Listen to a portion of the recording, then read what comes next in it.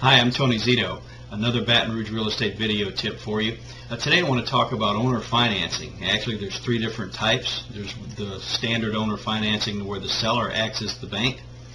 The title transfers to the buyer just as if it were a normal purchase.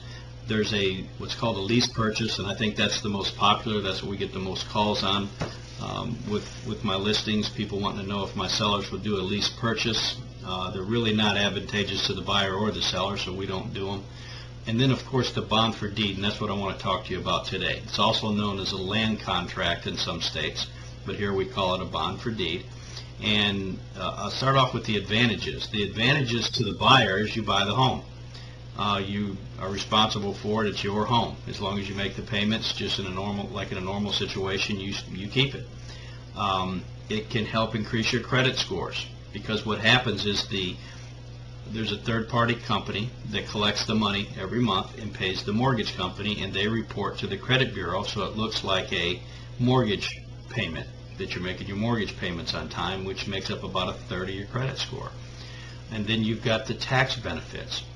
If you're in a certain tax bracket, you would need to check with a CPA on this. You can deduct the interest on your taxes. Could save you a huge amount of money on your taxes each year.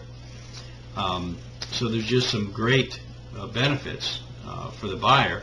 And then for the sellers, you actually get to sell your home. You could move on. You know, if you're in a home that's been hard for you to sell, this would be a way for you to get it sold. And then, of course, you're not responsible for repairs.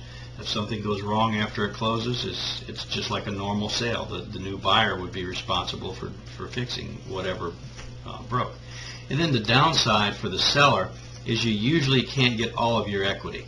It just depends on your equity position. If you don't have any equity, or if you just got a few $1,000s, well, then you're fine. And then the other thing would be that not all mortgage companies allow them, because you would have, the first step would be to look in your mortgage. If you're a seller watching this, look in your mortgage to be sure there's not what's called an acceleration clause. That means it would be specifically worded to say that if this property is sold in a bond for deed or land contract, the entire loan amount would be due.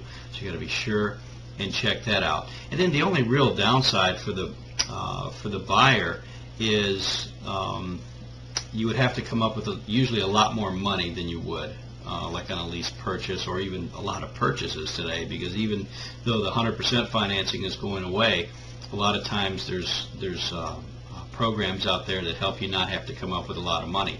Well, in this case, you'd probably have to come up with at least $10,000 and perhaps even up to 20%.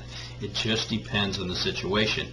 But I don't want to say that to scare you. It's worth trying. If you want a list of homes that would perhaps be sold on a bond for deed, you could call me, and I will see if I can pull those up for you and try to find you one. If you're a seller and you're not able to sell your home, again, this may be an option. I'd be more than happy to discuss it with you, so give me a call. But a bond for deed is a great opportunity for many people to sell a house or to buy one. See you on the next video.